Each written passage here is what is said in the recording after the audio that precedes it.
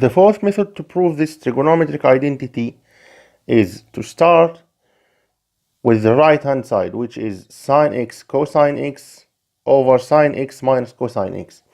Now look at the left hand side. I have this fraction and it's negative, so I'm going to add it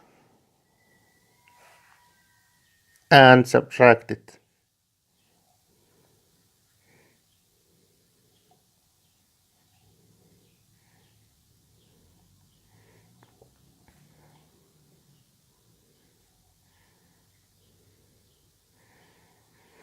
In the left hand side I have it negative, so I'm not going to do anything with this fraction. I will deal only with this.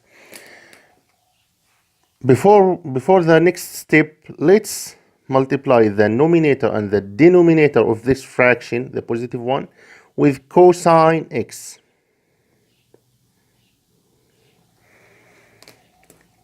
And we get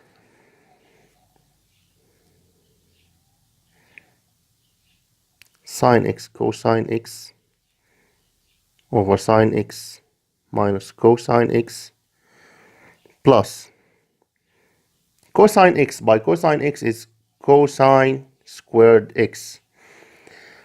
1 multiplied by cosine is cosine x, minus tan multiplied by cosine is sine x, as in the previous method in the previous video, minus this fraction.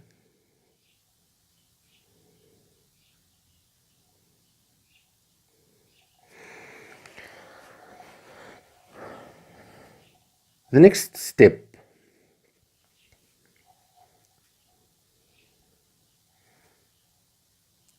sine x cosine x,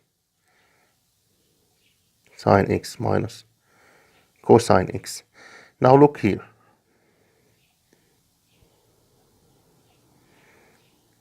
Here we have cosine squared x over cosine x is a, sine x is b. A minus b is negative b minus a. And since it's a fraction, we can move the minus sign up to the numerator. Minus cosine x 1 minus tan x. Now here we have the same denominator, sine x minus cosine x.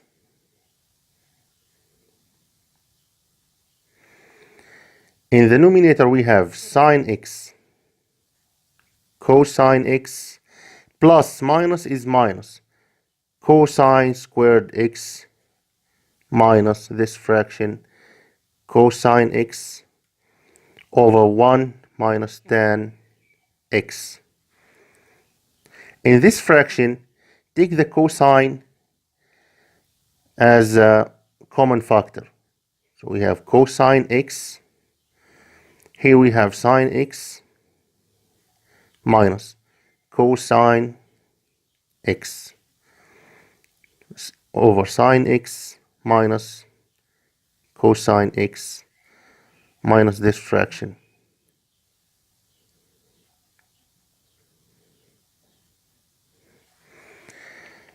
Now we can cancel the denominator with this bracket, sine minus cosine, sine minus cosine, so they cancel each other. Now we get cosine x minus cosine x over 1 minus tan x, which is the left hand side.